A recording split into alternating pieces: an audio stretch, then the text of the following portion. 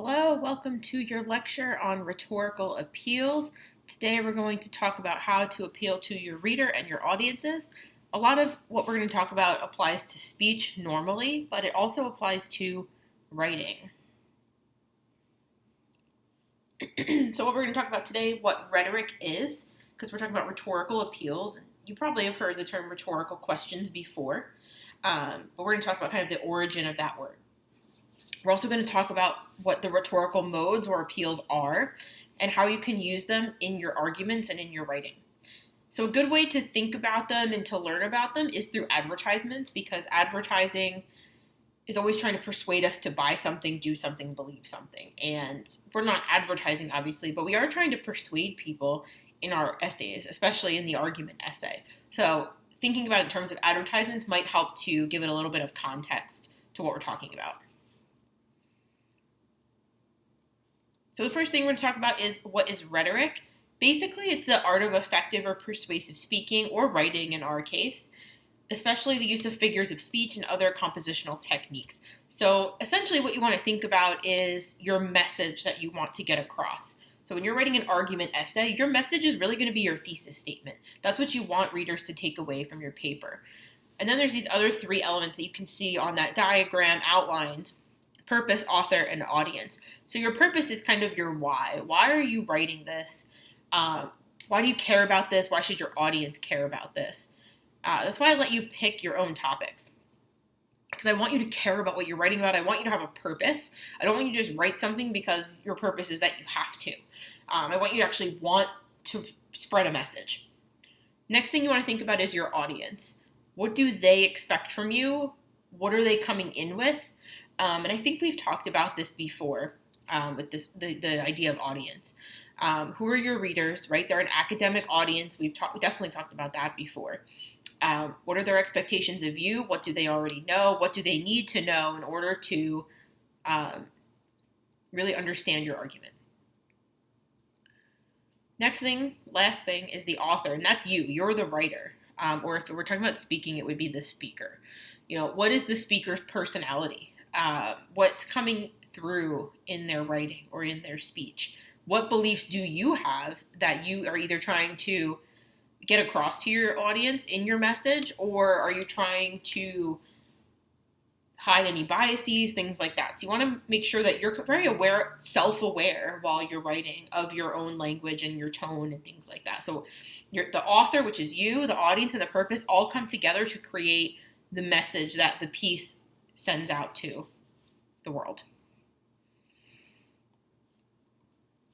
So when we use rhetoric in writing, again, it's mostly associated with speech. So if you took public speaking, you might have learned about these things, but they are used in writing. And the difference is that we're using argument writing. So we really want to focus on how we're coming across to our reader, which is going to be ethos. We're going to talk about each one of these. Ethos, pathos, and logos. You also want to really rely on logos more than anything else in an argument paper. Whereas if you're doing a persuasive speech, you might rely on something more like pathos. But your assignment and your purpose for doing this is going to determine which rhetorical appeals will help convince your audience. So it's really going to be up to you to decide which of these to use. The best arguments are going to have all three, though: ethos, pathos, and logos.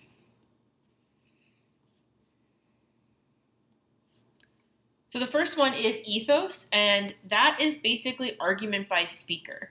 Argument of the character of the speaker or the writer. So in this case, again, I told you I was going to use advertisements to try to explain this and contextualize this. Here I have this advertisement. Hopefully you know that's Taylor Swift advertising for Diet Coke. There's no slogan. It's not a video. It's just a poster of Taylor Swift and Diet Coke. So I want you to think about, before I move to the next slide, just take a moment and pause and think about, what are the advertisers trying to accomplish by having Taylor Swift in their advertisement, right? So they're advertising Diet Coke. It's just her face. She's looking directly into the camera, or whoever's taking the photo. And this might be an older advertisement, right? She still has long hair here. I don't know what she looks like these days. But we want to think about, why Taylor Swift? So just pause the video and think about that for a second before you go to the next before I switch to the next slide.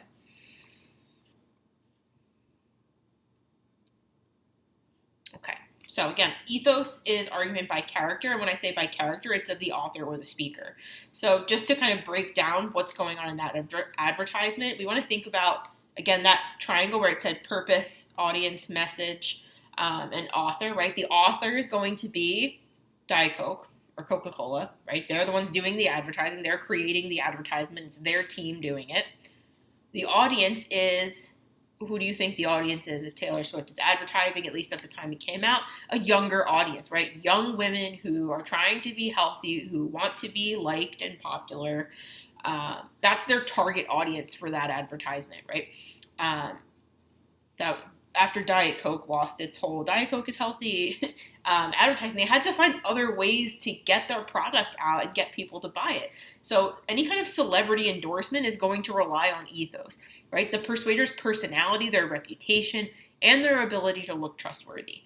We trust celebrities. I'm not really sure why we do, but they hold a place in our society that we're supposed to trust what they say. So I actually used to have an old slide on there with John Stamos doing a Oikos yogurt commercial, and then I had students who didn't know who John Stamos was, so that's no longer on there. But basically it was Uncle Jesse, and he was advertising Greek yogurt in that show, and he might be in real life also, but he was Greek, so we trust him, right? And the target audience was not young women, but more, women in their 30s and 40s who watched Full House when it was on TV. So any kind of advertisement that has a celebrity endorsement is going to be using ethos, right? They're relying on that. We want to think about what makes that person credible to speak or write about that topic. And that's where we might get a logical fallacy, even if someone's advertising something that maybe they shouldn't be, right? Then that's something we shouldn't rely on. But logical fallacies is another story for another day.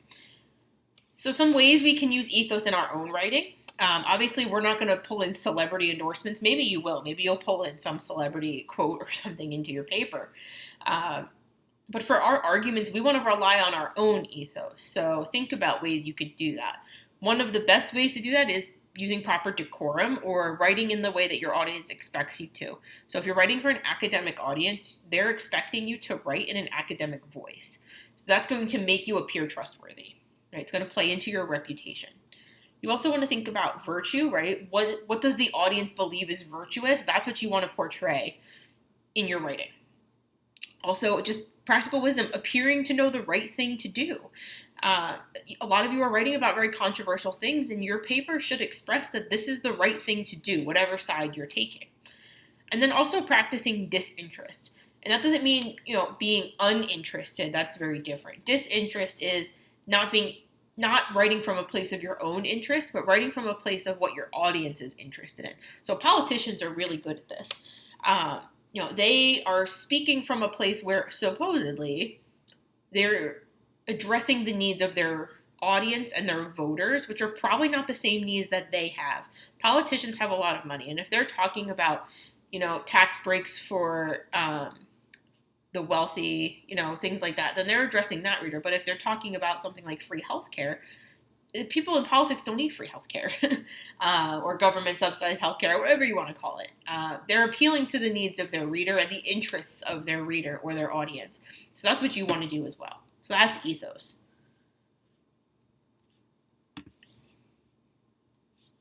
Our next appeal is pathos. So you can see this lovely photo I have here.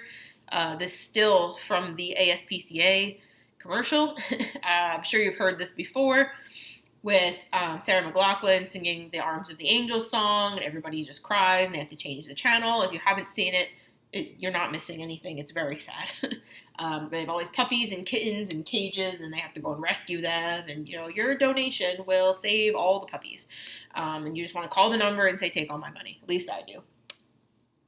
So that's appealing to your emotions, right? There's no logical argument there. It's the music and the photos and the videos are appealing to your emotions.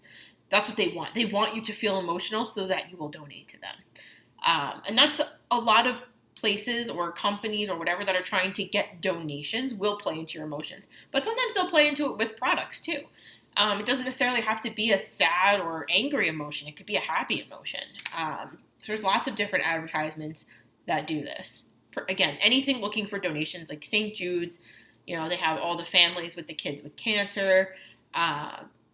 They have UNICEF with all the starving children in third world countries, and all of these things. They're tugging on your heartstrings, basically, is what pathos is doing. And it can evoke any emotion. It doesn't have to be sadness. So pathos is that argument by emotion.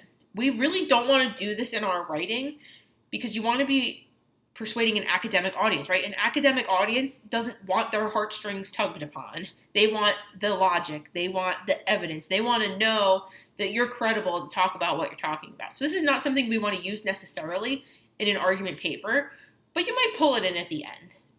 So, for example, I've had a lot of students write about animal abuse as part of their papers, and they'll bring that emotion in at the end to wrap up so that their audience really feels that they should do something at the end of that presentation or at the end of that paper.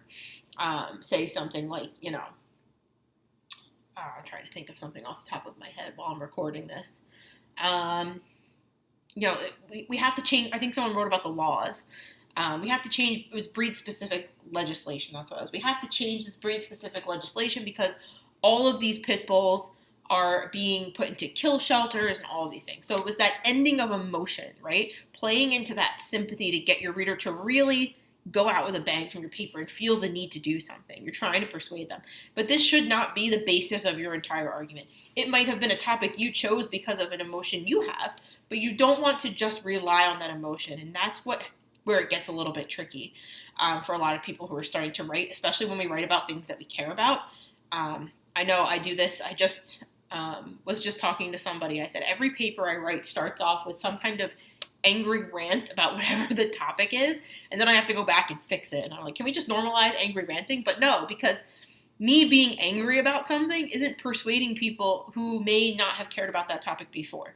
I need to present the facts and the logic and, make myself appear to be a rational person, not somebody who gets angry about things all the time. Sometimes it's a good way to start, but you always want to go back and finish that argument with the logos, which is the next one, the last one we'll talk about. Right? So, again, we really shouldn't be bringing in too many emotions, but you might want to do what's called the pathetic ending at the end of your paper in the conclusion. Our last appeal is logos. Hopefully you remember who this is. He died quite some time ago now. But this is Billy Mays, who used to do the OxyClean commercials, and if we were face-to-face, I would show you the commercial, and, we would talk about it. But basically what happened in these commercials is that OxyClean was the one he got famous on. He did other ones as well. But he would show you how it works on the commercial. So back in the day, before we had streaming television and YouTube and things like that, if you were awake in the middle of the night or early in the morning, all that was on TV was infomercials.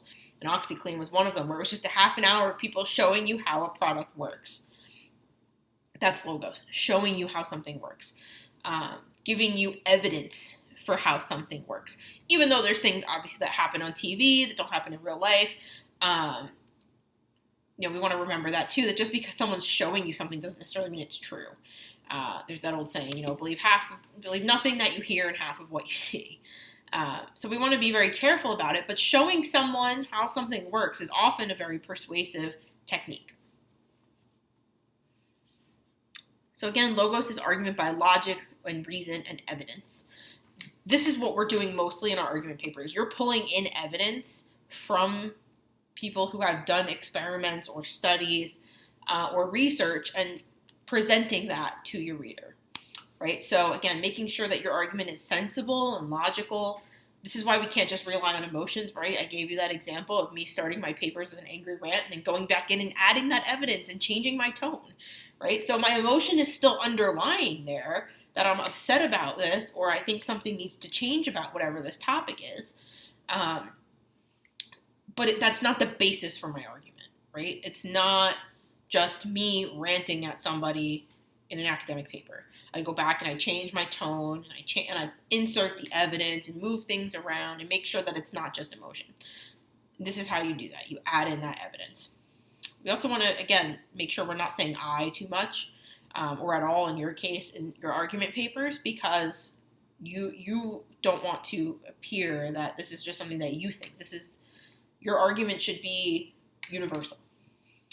So some ways we can use logos, obviously bringing in evidence, using deductive reasoning, which is starting off with a premise and then deducing it, right? Finding the evidence to support it. That's what you're doing here. There's also inductive reasoning, which we're not doing, and that's going out and collecting evidence and then coming up with a conclusion. You're doing deduction, where you have the claim or the premise, and then you're finding evidence for it. Concession is kind of like agreeing to disagree, where you say like yes and or yes but. And then proof spotter, again, is just that evidence, bringing in that evidence to support whatever it is you're saying. So lastly, how do we use this? I kind of wove this throughout the presentation. How do we use this in academic writing? Again, ethos, you would definitely want to use decorum. That's like non-negotiable at this point.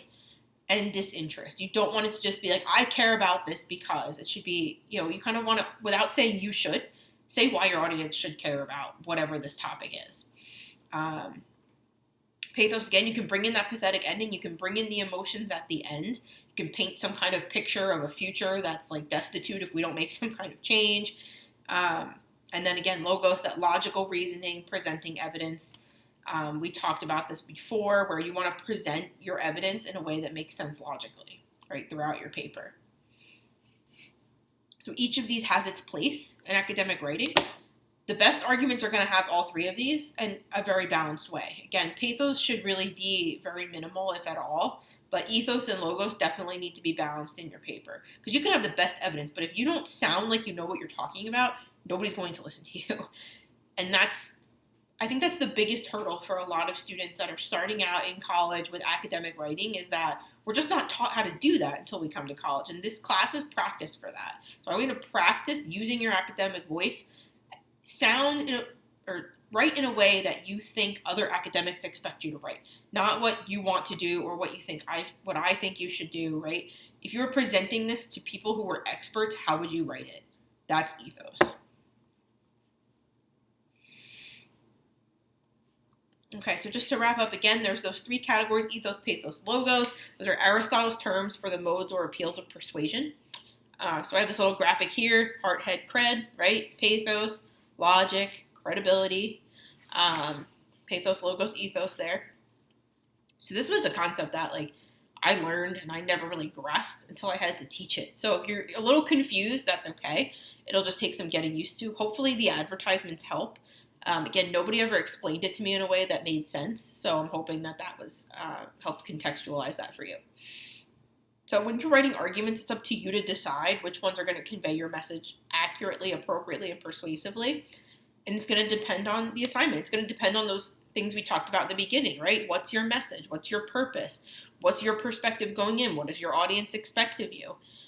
Those different diagrams throughout the presentation are going to be helpful for you as you move through your paper. So that's all I have for this. This one was fairly short compared to some of the others. We're going to talk about this in class, so if you have questions, please bring them. If not, be ready to talk about these advertisements. We're going to break some down. I'm going to do a group activity with you during our live class, where we're going to watch a video and we're going to look for the rhetorical modes in a speech. So just be prepared to do that. Have your notes with you, and I will see you in class.